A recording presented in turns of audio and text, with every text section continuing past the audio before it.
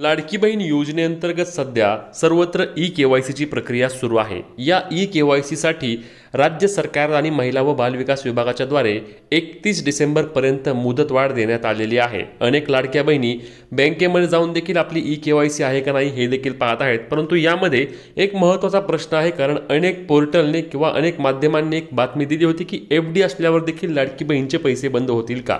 आणि यामुळे अनेक लाडक्या बहिणींनी या संदर्भातील आम्हाला मेसेज केले की आमची एफडी आहे, आमच्या बँकेमध्ये आम्ही एफडी केली आहे। एफडी म्हणजे फिक्स डिपॉझिटमध्ये काही पैसे ठेवले आहेत आणि त्यामुळे आता आम्हाला लाडकी बहीण योजनेपासून किंवा या योजनेच्या लाभापासून वंचित राहावे लागेल का। तर लाडक्या बहिणींनो, याबाबत तुम्हाला स्पष्टपणे मी सांगतो की यामध्ये कोणत्याही प्रकारचं तथ्य नाही।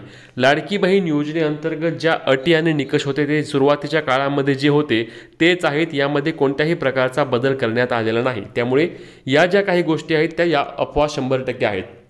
पैसे कोणाचे बंद होणार ते देखील मी तुम्हाला व्हिडिओमध्ये सांगणार आहे, त्यामुळे व्हिडिओ शेवटपर्यंत पहा। चॅनलवर नवीन असल्यास चॅनलला सबस्क्राइब करा आणि तुम्ही फेसबुकवर पाहत असल्यास पेजला नक्की फॉलो करा। तर यामध्ये बाद होणाऱ्या महिला असणार आहेत की एका कुटुंबामध्ये एका रेशनिंग कार्डवरती एक विवाहित आणि एक अविवाहित दोनच महिला चालतात। त्यापेक्षा जास्त महिला असतील आणि त्यांनी सर्वांनी जर ई-केवायसी केली असेल तर सर्वच्या सर्व महिला आता या योजनेच्या लाभापासून वंचित राहतील आणि सर्वांना त्या ठिकाणी अपात्र देखील केले जाईल। त्यासोबत समजा एखाद्या कुटुंबामध्ये रेशनिंग कार्डवरील कोणताही व्यक्ती जर टॅक्स भरतो गव्हर्नमेंटला तरी देखील पैसे बंद होतील। यामध्ये अजून काही प्रश्न किंवा अजून एक विषय असतो की आपण टॅक्स भरतो परंतु आपल्याला समजत नाही, कारण बऱ्याचदा काय होतं की आपल्याला एखादं लोन प्रकरण किंवा कर्ज करण्यासाठी संबंधित बँक असेल किंवा संबंधित जे असतात ते सांगतात की तुम्ही काय करा, एक ITR भरा। ITR भरल्यानंतर तुम्हाला चांगल्या प्रमाणामध्ये आम्ही लोन देऊ आणि जेव्हा तुम्ही ITR भरता तेव्हा तुम्ही ह्या टॅक्स सरकारला भरलेला असतो, म्हणूनच तुम्हाला योजनेमधून अपात्र केले जाईल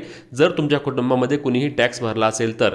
तसेच तुमच्या कुटुंबामध्ये कोणाकडेही चारचाकी वाहन असेल, कोणाच्याही नावावर असू द्या, एका रेशनिंग कार्डवर तुमच्या सासऱ्याच्या नावावर, तुमच्या मुलाच्या नावावर, कोणाच्याही नावावर जर चारचाकी वाहन असेल तरी देखील योजनेमधून तुम्ही अपात्र होणार आहात। ट्रॅक्टर असेल तर तुम्हाला यामध्ये अडचण येणार नाही।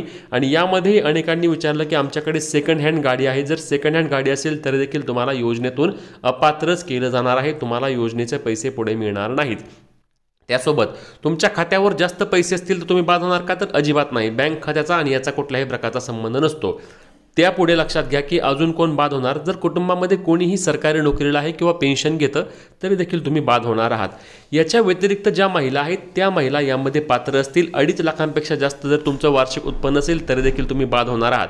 बाकीच्या कोणत्याही अटी आणि निकषांचं यामध्ये नवीन अंमलबजावणी केलेली नाही, त्यामुळे नवीन ज्या बाबी कोणीही सांगते त्यावर अजिबात विश्वास ठेवू नका। तुमची एफडी असली तरी देखील तुम्हाला पैसे मिळतील, तुमच्या बँक खात्यामध्ये जास्त रक्कम असेल तर देखील तुम्हाला पैसे मिळण्यामध्ये कोणत्याही प्रकारची त्या ठिकाणी अडचण येणार नाही। आता याच्या व्यतिरिक्त तुमचे कोणतेही प्रश्न असल्यास आम्हाला कमेंटमध्ये नक्की विचारा। ही महत्त्वाची व्हिडिओ जास्तीत जास्त लाडक्या बहिणींपर्यंत शेअर करायला आणि अशाच कामाच्या माहिती आणि अपडेटसाठी आपल्या पेजला फॉलो आणि चॅनलला सबस्क्राइब करायला विसरू नका। जय महाराष्ट्र।